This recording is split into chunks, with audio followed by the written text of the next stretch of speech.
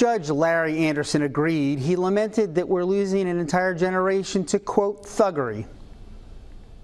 Mobile County prosecutors on Thursday played surveillance video shown at King Solomon Franklin's June trial depicting a gunman fatally shooting Siobhan Scruggs in the back. Scruggs was just 16 at the time.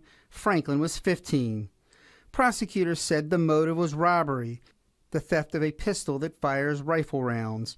The defense argued that Franklin wasn't the shooter, but a jury found him guilty of felony murder, determining that he was responsible whether he pulled the trigger or not. Prosecutors argued for a life sentence. Franklin's attorney asked for the 20-year minimum. Judge Larry Anderson settled on 35 years, much to the disappointment of Scruggs' mother, Nijah Hill. I'm unhappy with it. I wanted a life for a life. I don't think it's fair. You took my son's life, and you deserve to get life. Hill pointed to testimony during the trial from a witness who said Scruggs' last words were that he would have given them the gun. Defense attorney Josh Briskman argued in court that jurors' verdict suggests they believed someone else pulled the trigger.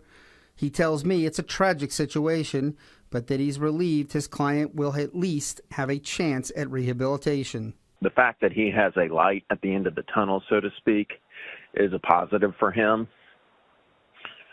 So we're not disappointed, although certainly a 35-year sentence is not something you jump up and down about. Mobile County District Attorney Keith Blackwood says that even though the sentence isn't as severe as prosecutors sought, the amount of time that Franklin will have to serve before he's eligible to be considered for parole is the same, 15 years. 35 years is still a very stiff sentence, and for purposes of parole, it acts in much the same way as a life sentence. So, we are satisfied that this is a tough sentence. I know it was a tough decision for the judge. Judge Anderson wasn't the judge during the trial. That was Charles Graddick. But he stopped working as a part-time judge over a conflict of interest allegation related to work he was doing for the city of Mobile at the same time he was hearing cases involving Mobile police. Based on that, the defense argues that Franklin's conviction should be thrown out. Judge Anderson gave both sides additional time to submit written arguments on that issue. No word on when he will make that ruling. Reporting in the News Center, Brendan Kirby, Fox 10 News.